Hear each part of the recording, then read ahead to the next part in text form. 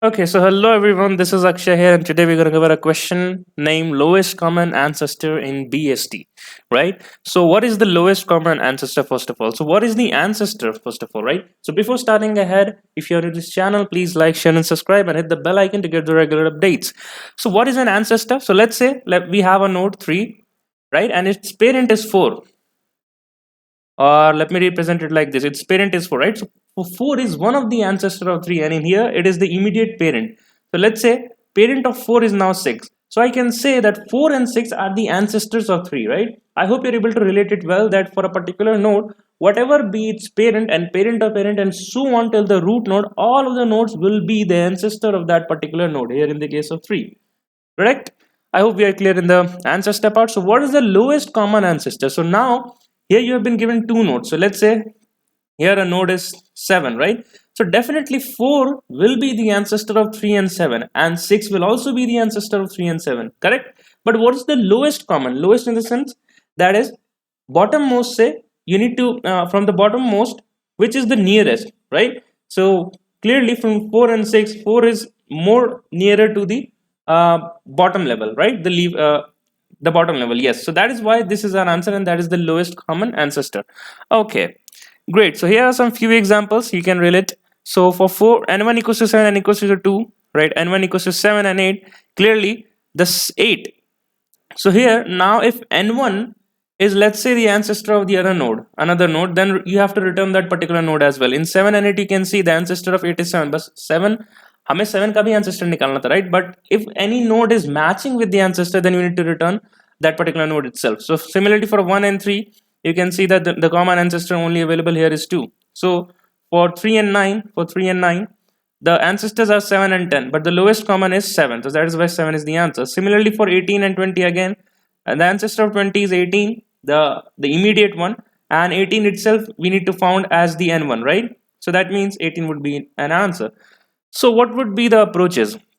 So first prerequisite for this thing is that you need to you at least need to know that how we can traverse in a BST. What is a BST? Let's say this is A, B, and C. Then definitely B should be smaller than A, right? And C should be greater than A. And this condition is followed across the levels. Correct? Okay. So the method one, the brute force would be that what if we store the path to n1? Store path to n1 and then store path to n2, right? So to store the path till n1, that is, let's say for this 7, what would be the course of action? First the root node would be get stored, and then 5, and then 7, right? Definitely at the rate of 5 we will just check the target node. The target node is greater than the root node, then definitely I need to move in the right, because in the right hand direction only my possibility of getting larger node would be possible. So I will move to 5. Then again my current root node is again greater than my target, so I will again move here, and when I get my target I will say if my root node dot data equals to target, will break. So that's a simple let's say searching in a BST, right? While searching we are tracking the node in a list, let's say, right? So this is a list L1. Similarly for finding the 8, the path would be 5, 6, 7, and 8. Correct? Let us store this in L2, right? What I need is I need the lowest common ancestor. So what I can do is that I traverse in the both the list, right? Like starting from here, from right to left in the both the list, or even better, what I can do is like push all the elements in L1. Push every element present in L1 in set, right? So if I push it, then the set will contain 5, 6, and 7. Correct? And I will start traversing from the right hand side to the left hand side in L2, and I will keep on checking if any such node matches that is contained in my set, then definitely that would be our answer. So 8, I will just check 8. If it is present in my set, no. So I will move ahead. I will check 7. 7 is present. Yes, it is 7, and 7 is our answer. And we can see here that for 7 and 8, 7 is your answer. Correct? ठीक है. Okay. Okay. So let us do a dry run for one more example, and then we'll move ahead. Let us for 3 and 9. So for 3, let's say finding 3, the path would be 10, 7, and 3. And L2 for finding 9, it would be 10, 7, and 9. Let us push these elements in a set, and I will traverse from the right hand direction in the L2. So I will see 9 is present in a set. We can check if it contains in O of 1. That is the reason I'm pushing it in this set. So 9 is not there. So 7 is there. Yes, so 7 is our answer. So as you can see that 7 is our answer. So I hope this matter is very clear to you guys. Please pause this video now and try to code this up in the code editor, and then we'll move ahead with the Java and C++ code. Okay, so that's the Java code. Let me give you a very quick code walkthrough. So now we have made a function pathfinder, which is nothing but a traversal, that if the root data is greater than the target, then definitely we need to find a larger node which is greater than the target value, greater than the root value. So definitely we will be moving in the right direction, and for the different case, that if the target is less than the root data, then definitely in the case of BST we need to move in the left hand side. And if we have got a target node, then and there we need to stop our loop there, and for each and every iteration we need to add that root node, let's say, in our path, right? We have made a path of list type, list data structure with the type node, correct? Then at the last we will just return this path particularly. So in the LCA we have made two, we have called this pathfinder twice and storing the path from root to n1 in L1 and from root to n2 in L2. Then we are pushing all the nodes present in n1 in set as we discussed, and we are traversing from the right hand side to the left hand side for the next list, that is L2 in this case. And if the particular node contains in set, that is actually containing in L1, and we are checking it using O of n because we have used a set, then and there we need to return that particular node. That will be our lowest common ancestor. Else, if nothing is there, nothing is matching, then you need to return null. If it is said here in the node, it is given that BST in returns the lowest common. Okay, it is not mentioned that for the every case you will get the answer. Okay, it will handle the case even if it does not present or present, right? So what is the time complexity for this solution? While it is compiling, the time complexity would be that we are doing a traversal using a pathfinder. So it would be O of h, right? And then O of h would be the time complexity. What is the space? So O of h plus O of h plus O of h, that is for two lists and one set, O of 3h. Ignoring the constants, the space complexity will also be O of h. Let us analyze the constraint while it is submitting. N is 10 power 4, definitely is less than 10 power 8, and that is why our code is getting submitted. Great. So let us move ahead with the C++ code and discuss the second approach. Okay, so that's the same code as we have discussed in the Java, so I will not give you a code walkthrough. I'll just scroll it down for you, and also the code will be present in my description. The code links will be present in the description. So let us move ahead with the method 2, that what optimization can we do here. Okay, so what is the method 2 say? So what is the repeating steps that we are doing, like what we can eliminate here? So in the method 1, we realize that why are we storing the path? Can we do something? Can we think of anything that we do not need to store the path and directly move using the BST traversal? Yes, we can do that. So let us see. Let us say this is your root node, correct? And I need to find the ancestor for 18 and 20, and definitely I can see here is that 18 and 20 is greater than my root node. That definitely I need to move in which direction? Right hand side direction. So there is one if case, that if root dot data, I am just writing root dot d, if it is less than n1 and root dot d if it is less than n2, right?